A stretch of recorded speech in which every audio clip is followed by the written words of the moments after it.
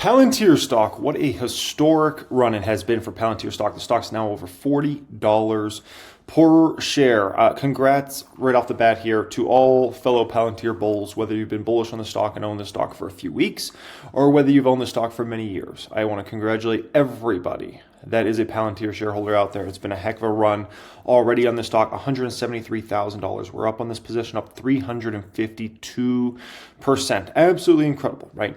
Now, when it comes to Palantir, you have a lot of people that have a lot of opinions on this stock. It seems to be one of the most opinionated stocks in the entire stock market. A lot of people love this stock. A lot of people hate this stock. Some people keep talking about Palantir is going to have an epic crash in the stock price. It's way overvalued. The stock price is going to have this colossal, like 50% type crash in the stock, right? We're going to see the stock price go from, let's say, $40 here today down to like $20, or maybe even below $20. You have other folks kind of thinking this stock's going to kind of chill in the $30 to $40 range for the next 2 to 3 years. 2 to 3 years, right? And I would say you have a lot of people kind of feeling something like that. Meanwhile, after this 500% plus move since the beginning of 2023, I want to in this video talk about the shocking move that could be coming for Palantir stock. And not many people are really expecting this next move to happen here and why it could happen. I want to explain that in this video here today because there's something that could be transpiring in Palantir stock that's about to shock everybody. And if you think people were going wild over Palantir stock prior to this, just wait until this potential situation happens here, and I'll really run you through what's going to happen, and it's going to be insane in regards to Palantir, okay? All right, guys, 3 pieces of housekeeping to get into before we get into Palantir stock here.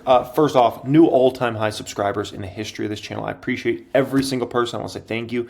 Everybody subscribed here to the channel. Appreciate everybody subscribed. It's absolutely free to do so. I also appreciate everybody that smashes that thumbs up button, video in and video out. Thank you to all you guys.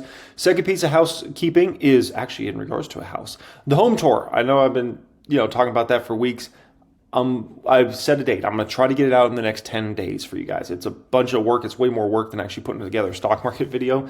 So I'll likely be posting that in the next 10 days. It will come. Okay. And third thing is, if you're looking to join my private Palantir community, my private stock group, all those sorts of things, that will be the pinned comment down there. Here today, we have one of the best, if not the best Palantir community out there with so many Palantir shareholders. We're always keeping each other up to date. There's so much news always going on in regards to Palantir. We're always sharing that back and forth.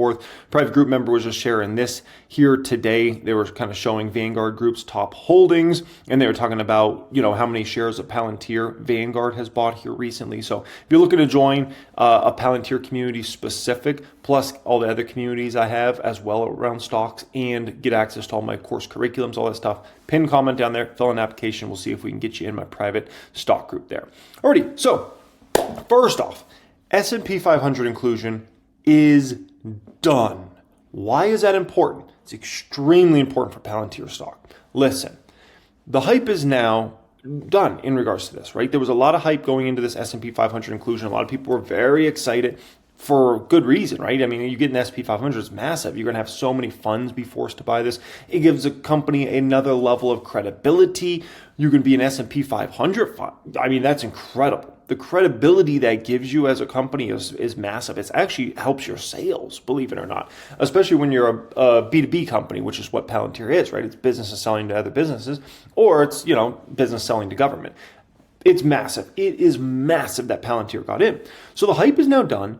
The inclusions happened. It happened several weeks ago, right? And so keep in mind, Palantir stock price from here, if you're thinking like it's just like S&P 500 related, not anymore. Not at this point in time, right? The inclusions happen. The addition of funds buying the stock, all those sorts of things has happened now at this point in time. So that is now a thing of the past. So in regards to Palantir stock, it's really going to be based upon the fundamentals of the business.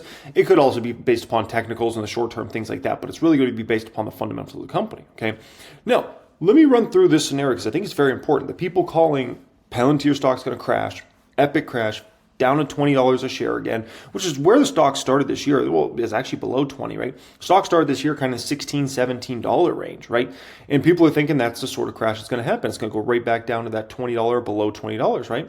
And let's discuss that because I think it's worth discussing. Like, what would it take for Palantir stock to have an epic crash like that, right? So, listen, here's the deal. Okay, Palantir trades at a very high forward P. Now we'll speak about if that is very high. It's high based upon where the market usually trades at, right? So let's say you were to cut the valuation in half, put it down to $20, down to a 50 forward PE, then you're talking about you're around 2x to 3x the market, because the market usually trades at a forward PE kind of 18 to 26 range there, right? But the important thing to remember is think about Palantir's growth. The current year expected earnings per share growth is expected to be around 20x the average stock in the market. So even though the stock trades about 5x the average stock in the market, the earnings per share growth is around 20x the average stock, right? And so if you were to cut the stock in half, go down to, let's call it, not $50 a share, around $20 a share, right? And put a forward P of 50 on the stock, you're around 2x to 3x the market, but you're growing like 10x faster than that, right? Because you're growing like 20x in average stock when it comes to earnings per share. Now, if we look at next year's earnings per share growth, analysts are around a 50%-ish number. Well, that's around 4x, 5x the average stock in the market. So if you were to say a 50 forward P makes sense for the stock, based upon what? The earnings per share growth is so much more massive. And keep in mind, Palantir is also a holy grail business model. Because the business model is so sticky, extremely important to understand this. Palantir is always going to trade, even if the growth rates were roughly in line with an average stock, Palantir would still trade far richer than an average company because these sorts of business models are seen as the holy grail. They're the stickiest of the sticky business models. People want to own these sorts of stocks because they just get these big contracts that last many years. And then once they get these customers, these companies used to using their product, those companies are likely going to continue to use it. Government's going to continue to use it, right? So that's a little food for thought in regards to that. If we look at the trailing 12-month revenue growth, right? Keep in mind, the latest quarter, the company did 27% revenue growth, right? 27%. That's around 5x the market, right? With, if you were to say a forward P that you wanted it to be cut in half down to 50, how does that make sense? Doesn't make sense, right? Since the company's growing revenue around 5x the market, it should trade around 5x a forward PE over the market, right? And never mind if you're talking about next year earnings per share growth around 5x as well, it should trade about 5 times more expensive than the market in general. But it may be even more expensive than that since, once again, it's a holy grail business model. And keep in mind, the margins in regards to Palantir are off the charts, which is another reason why the stock commands a much bigger premium valuation over peers. So if you're hoping for this 50% type crash in Palantir stock, where the stock goes all the way down to $20 or below, it just doesn't make sense. Unless Palantir's business model just get devastated and it just stop growing, right? Sure, if Palantir's business model just stops growing, then yeah. Is that realistic? No, that's less, I would call that less than a 2% probability that Palantir's business model just stops growing, right? So this whole fascination with the epic crashes coming in regards to Palantir, it doesn't hold weight. It doesn't make sense. That's the bottom line. And you know what they say? If it don't make dollars, it don't make sense. It doesn't make sense for the stock to have some sort of epic crash, right? Now, you got to understand, in regards to this kind of crash crowd in regards to Palantir, a lot of people have made a lot of money in regards to Palantir, right? I'm one of just many people that have made a lot of money in regards to stock, up 352% on this. Believe it or not, and it's hard for me to wrap my head around this, but there's some people, this makes them mad, literally mad. They rage about this. They hate it. They're it frustrates them so bad. We call those people haters, by the way. But and I saw it in regards to Tesla stock, right? Tesla stock made its epic move, and a lot of people made life-changing money. I'm one of just many people that made life-changing money on Tesla stock, right? And I watched how many people were upset about that, really genuinely mad. Me personally, I just don't even know how do those people even think? Literally, how does your brain even get to that place where you get mad that other people make money? If somebody tells me they made a bunch of money on a stock, awesome, I'm rooting for you, great, that's awesome, man. I'd rather you have way more money than less money, right? If you have way more money, there's a higher probability you can buy products and services from me. There's a higher probability you're going to be able to spend money with my companies, right? Okay, you make a bunch of money on a stock. Why would I hate you for that? Good, I'm happy. You might go to North Italia tonight and spend at Cheesecake Factory, one of my companies I own, right? You might buy a new pair of Nikes. You might buy a new Tesla, one of my stocks, right? You might buy some stuff, get some ads fed to you on Facebook and Instagram, and then go buy some stuff out there. I make money off that, right? You might buy, a year-long membership at 1000xstocks.com. I want you to win. Like, that's the best thing for me. I can never get in this mindset these other people are in that they hate it. They hate it when people make money. What are you doing? You want to be broke? Like root against everybody. Okay, be broke. Like, I'm rooting for everybody to make money. I want people to make money, right? When I had my real estate marketing company back in the day, this is like 2016, 2017, I wanted all my realtors, all my brokers, I wanted them to make as much money as possible, sell as many homes as you possibly can, because that means they're going to probably book me for more photo jobs. That's going to mean they're going to want more community videos and drone videos of homes and all the different stuff I was doing back then. Like, bravo. But in regards to Palantir, you got to understand a lot of people want this stock to crash, because they don't like people making this much money. And I shouldn't say it's a lot of people. I would say it's maybe 5% of people. But those people are really rooting against the stock. They want us all to lose money. They would love the stock to be $5 a share, $3 a share. They would love it to be bankrupt. Nothing they would love more than Palantir to be a bankrupt company. Nothing. I could never get in that mindset. That's a mindset of a hater and a very flawed individual. Can never get into that. Like, you make money, great. I want it. I would love everybody to make 1,000% gains on stocks. That just means you're going to spend a whole bunch more money in the economy, which is going to benefit so many of my companies, right? I want all the companies that use Palantir's products to have the most success possible, because those companies, if they make a bunch of money and Palantir saves them a bunch of money on their business model, they're going to spend more and more with Palantir over the coming years and sign even bigger contracts. So understand that that's where a lot of the crash crowd comes from. It comes from really two sides. People not understanding how to value companies, right? And valuing a growth company is very difficult, especially for newer investors to the market, right? And additionally, just people that they don't want to see that. That hurts their feelings. They see that, they're making so much money.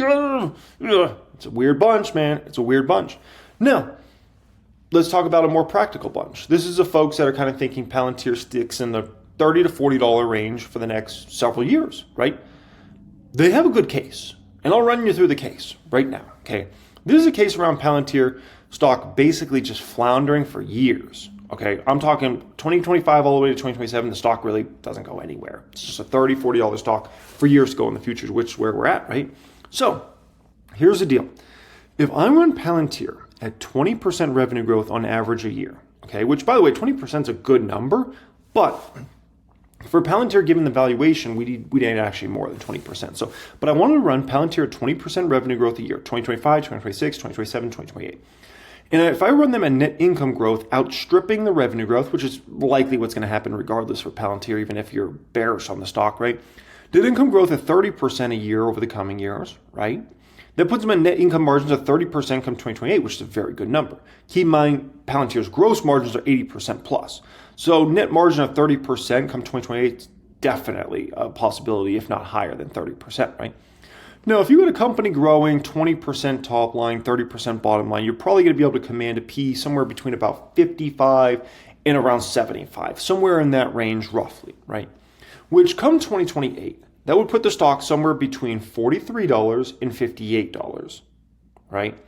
2% compounding annual growth rate on the low end, 10% compounding annual growth rate on the high end come 2028, right? If you want to look at 2027, your compounding annual growth rate is negative 6% to positive 4%, right? Because the stock's somewhere between 33 and 45. So if you want to make a case around Palantir basically not doing a dang thing when it comes to stock price for the next several years, I laid you out the case right there. That's the case. Palantir, 20% revenue growth, 30% net income growth, it's not going to cut the mustard. And yes, Palantir will be a stock that would be stuck for years in the $30 to $40 range, right? Which would be very frustrating because you hold the stock year after year after year, and basically you got no additional gains there, right? Which is kind of what Tesla stock's been. I mean, let's just be honest with you guys. Tesla stock was an absolutely incredible stock. Basically, shortly after the IPO for the next several years. Then Tesla stock didn't do a dang thing for like 6 years. 6 years. The company made tremendous progress. The revenues went up massively. Like, the company did amazing things. But the stock price didn't move for like 6 years. Then what happens is the stock makes an absolutely historic run. right? And like 10x's, 20x's. And that's why I talk about like people like myself and many other folks made life-changing money in regards to Tesla because the stock absolutely went to the moon. It was incredible. But then, since that time, the stock peaked in, basically if you look back over the past 4 years for Tesla has nothing to show for it in regards to stock price. So the business model has made progress, right? In the past 4 years, the revenues are a lot bigger than they were 4 years ago. The profitability, right? The amount of cars they're selling, where the business model is at, it's a lot better place than it was 4 years ago. But look what the stock price has to show in regards to Tesla over the past 4 years. It is nothing. If you look at a 4-year chart of Tesla, you'll probably lost money, right? That's a situation that could happen with Palantir if the growth rates are not quite there, right? So this is something to keep in mind, and you have to be aware of this as a Palantir shareholder. 20% revenue growth is not going to cut it for this company, and 30% net income growth will not cut it for this company to get some sort of epic gains in the stock over the coming years, right? We'll have already pulled forward a lot of the gains. Now, here's the deal. Palantir's growth rates were going down and down and down for a while, right? 49% revenue growth, then to 35, 34, 30, 25, 21, 17, all the way down to 12% revenue growth. That's rough, right? But since we hit that 12% revenue growth number, which was absolutely a disaster, right? We've been upticking this. Then it went to 16%, 19%, 20%. The latest quarter, 27% revenue growth, right? So we have flipped from a company that's revenue percent was going down and down and down quarter after quarter after quarter to now one where for 5 consecutive quarters, it's gone up. Massive change in regards to this business model. So now we're getting into the shocking move that few expect in regards to Palantir. And this one could absolutely blow people's mind because a lot of people are thinking the stock's going to stagnate for quite a while or it's going to crash. There's another scenario you have to take into account here. So where this story starts is around the commercial business versus the government business. So if we look at U.S. commercial revenue growth in the latest quarter, it was 55%. 55% for U.S. commercial, okay? Government revenue growth was 23%. Now, the government business is much bigger, and this is government in general, not just U.S., right? $371 million versus U.S. commercials at $159 million. Now, the growth of U.S. commercials far outstripping the government revenues. So keep in mind, although the government number is way bigger at the moment, over the next few years, you could probably see a flippening happening here where the commercial growth not only outstrips the government growth in terms of percent gain, but also dollar amount by a substantial number, okay? So this is what to keep in mind here. Commercial growth could accelerate overall revenue growth for this company as these numbers get bigger and bigger and bigger and bigger when it comes to commercial, right? Additionally, keep this in mind. Overall, commercial revenue growth was at only 33% for the quarter. That's still a really impressive number, but 33%. Keep in mind, Europe, which is a pretty good sized market for Palantir, the European market in general has kind of been slow to adopt AI products. So I would say in 2025 and 2026, you're going to have a lot of catch up in regards to international markets. So you could end up in a situation where the U.S. commercial business, it continues to boom at ridiculous growth rates for the next several years. Meanwhile, the Europeans start actually adopting this technology. We know Europe's always 1 to 2, sometimes 3 years slower than U.S. to really adopt these sorts of new technologies, right? And so there could be a lot of catch up that happens here, which could be phenomenal for this company that you have to factor this in. Additionally, government business has been very slow. And once again, 23% growth is still a really impressive number based upon almost any other company, but for Palantir, it's not that good. Their business has been slacking, but I've seen so many big government deals coming in the past 30 to 90 days specifically that I have more confidence that that government revenue growth number could actually accelerate very nicely over the next several quarters here. It seems like there was a lot of deals that were kind of lagging for Palantir that all of a sudden have started to come through in this last 30, 60, 90 days, like boom, boom, boom. And keep in mind those government deals, it's big money. When you see these government deals coming in, a lot of times Palantir is making tens of millions of dollars from these per year from these different government deals. They're game changers for the company's revenue and even bigger game changers for the profitability of the company, right? Now, take a peek at this. This was something very important Palantir showed off last quarter. if you didn't know, basically Palantir had all these different SPACs they had all these different investments in these SPACs. And essentially these companies would then use Palantir, which helped their revenue growth kind of in, let's call it the 2020, 2021 timeframe. But then it actually started to hurt their revenue growth in 2022, 2023, and even into this year a little bit. The great news is that's pretty much all going bye-bye now. Okay, so this is not an issue we're really going to have to even worry about in 2025 or beyond, in my opinion, which is phenomenal. And if you look here, total revenue excluding strategic commercial customer contracts grew 30% year over year. So if you take out this kind of SPAC related stuff, right, strategic commercial contracts, we're already back to a 30% growth number already, right? So this issue that has really held back our growth rates for honestly the last year or two, in my opinion, in 2025, it's going to be a non-factor for the company anymore, which for us is phenomenal for us as Palantir shareholders. That's really, really good news, okay? Now, additionally here, this is extremely important. U.S. commercial customer count was up on a ridiculous 83% year over year, 83%. Commercial customer count in general, remember, European market is lagging here. You could see a lot of catch up in 25, 26 here. There was a 55% year over year. Keep in mind, are the revenues up 83% in the U.S.? No.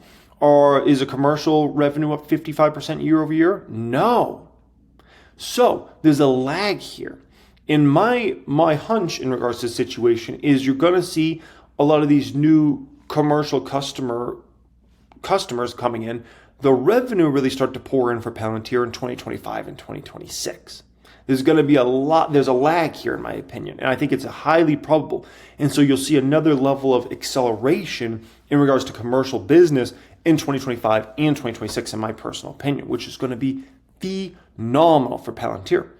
So here's the deal. We could go to revenue growth of 30% plus and stay there for years, honestly. Remember what Karp used to talk about back in the day, and we're about to go through some valuation models, and I'm going to show you how this changes Palantir stock price, and it's going to be pretty shocking to you guys if we go 30% plus revenue growth. But remember where Karp was back in the day. That was Karp used to always talk about. 30% plus revenue growth is what the company expected, right, on average. And then that got messed up between the SPAC situation, right, between the Fed raising interest rates so high, which very negatively affected Palantir, government contracts being slow, and then a long sales time that Palantir used to have. It all hurt Palantir substantially. But now, all that's kind of gone away, right? The sales cycle's way fast now. Like they can get a customer to understand how Palantir can help their business model, especially through AIP. They could do that in a matter of hours now, or a matter of days, versus, to really have somebody understand how Palantir can help your business model. It used to be like, months or potentially years long sales cycle. So the sales cycle is so fast now for Palantir to land somebody, right? And then, with how good their product is, they're going to be able to likely command higher and higher contract values from their customers over the coming years, which is phenomenal, right?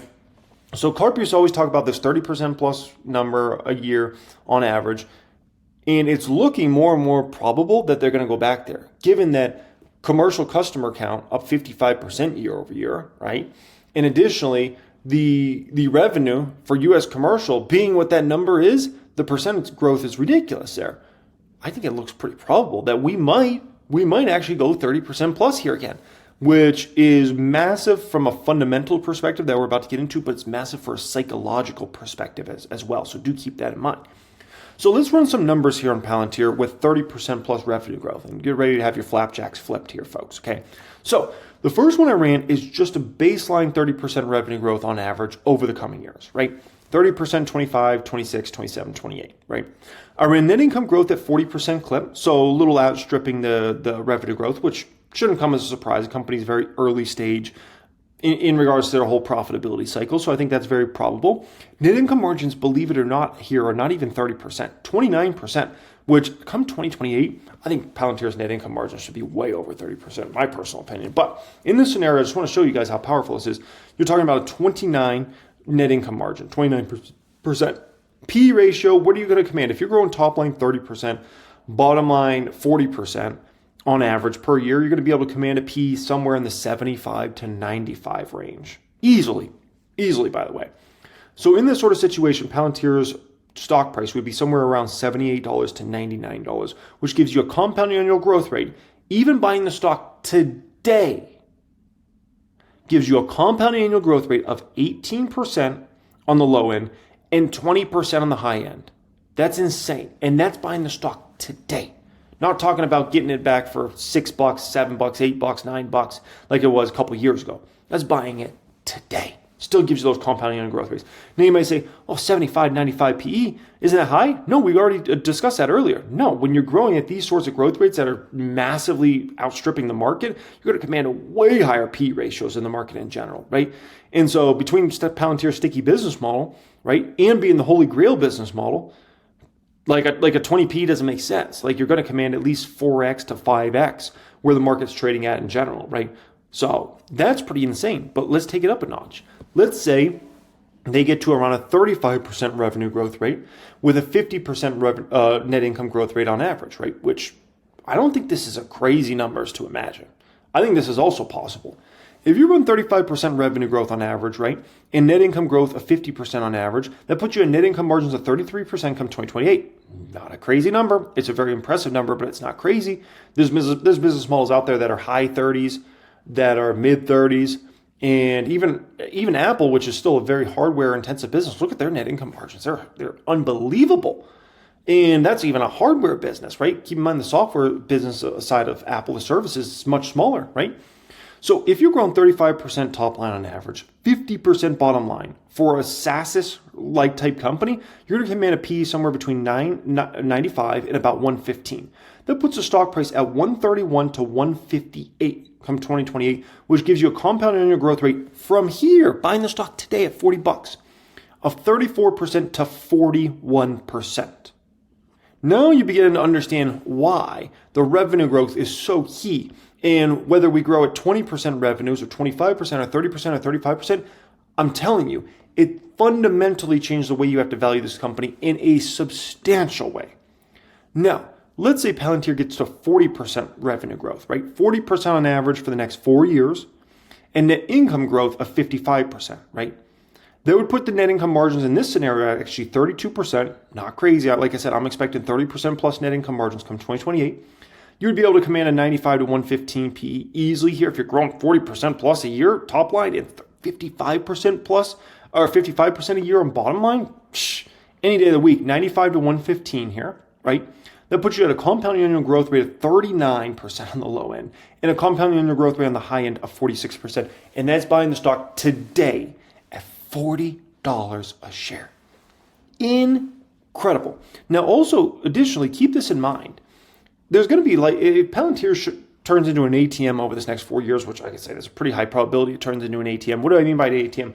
I mean, Palantir is going to be a profit machine. They're going to be spitting out ridiculous sums of net income over this coming years, in my opinion. We're at the early stage of net income, like early stages. This company is going to start producing billions of dollars of net income a year. So what they're going to be able to do is they're going to be able to buy back a massive amount of shares. Now, keep in mind, they're always going to dilute some shareholder value due to essentially, let's call it giving vesting shares for employees and stuff like that, executives. But if you're just producing ridiculous cash flows and net income, you're going to end up being able to be in a situation where they could buy back way more shares than whatever they're diluting in the shareholder base. So that could honestly make the earnings per share even bit bigger, right? Because let's say they get to, this number here, $3.4 billion of net income come 2028. Well, if they're buying back billions of dollars of stock each year as well, right? Which they could easily do if they want, because if you're producing that sort of net income, like easily they could buy back billions a year, right? Well, then your earnings per share is going to probably be even way higher than this number here, which once again is going to make your company look even better, which at the end of the day is going to make you even have a higher valuation. So that's something to kind of keep in mind in regards to that. So my opinion in regards to where the stock price goes, if we have revenue go 30% plus, right? And if we have CARP commit to thinking the company's going to start growing 30% plus again on average, the stock going 50 plus quick. If revenue was to go 40% plus, all hell breaks loose on Palantir. All hell breaks loose. We'll go $75 plus on the stock quick. And you think people have gone crazy in regards to Palantir so far? All I can tell you is if we got a 40% number in the next couple quarters, You ain't seen nothing yet.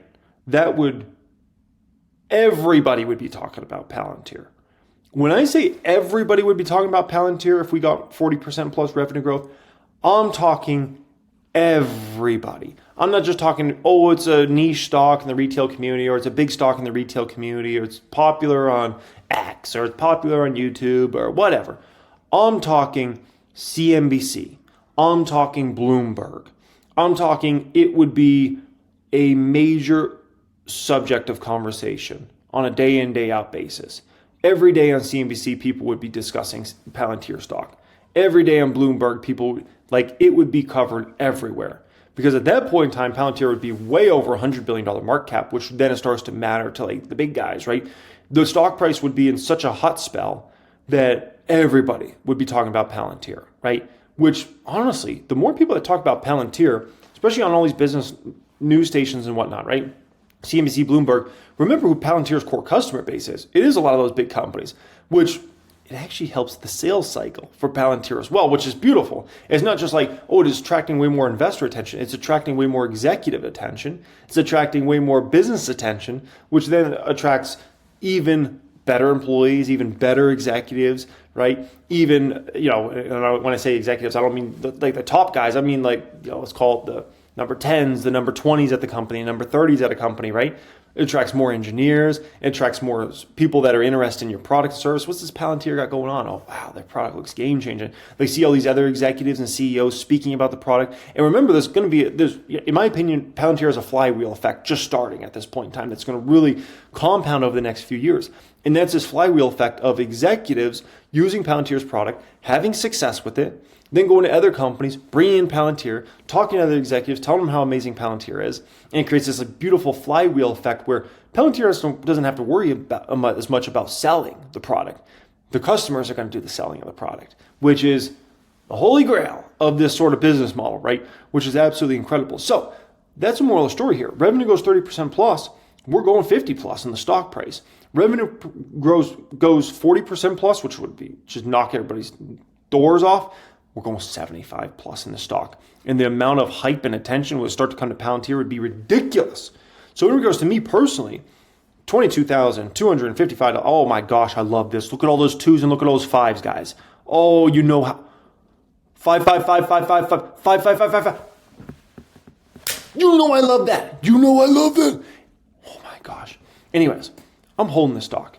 And let's see, right? It's a freak stock. There aren't many companies that could all of a sudden just surprise the upside in regards to their growth rates. Palantir is one of very few freak companies out there. And so at the end of the day, I've made a lot of money on this stock. And I got to continue to hold every share I have in the stock. Can't sell it because it's just too much of a potential upside here to even make it make sense to say, I'm going to cash out of this one. If revenue growth stays, let's say it goes back down to low 20s. Okay, I can understand people taking profits here because it might be not as exciting, right? But if we get this baby over 30% revenue growth, you ain't seen nothing yet in regards to that stock price. Oh my gosh, okay? Appreciate everybody joining me as always. Thanks so much for joining me, folks. Once again, congratulations to all fellow Palantir bulls out there. If you're looking to apply, join my private stock group, my private Discord chat with all the different communities in there, including our insanely valuable Palantir community. If you're a Palantir shareholder and you got any substantial amount of money invested in Palantir, you should definitely consider joining my private group because we have one of the best, if not the best, Palantir community out there in regards to that.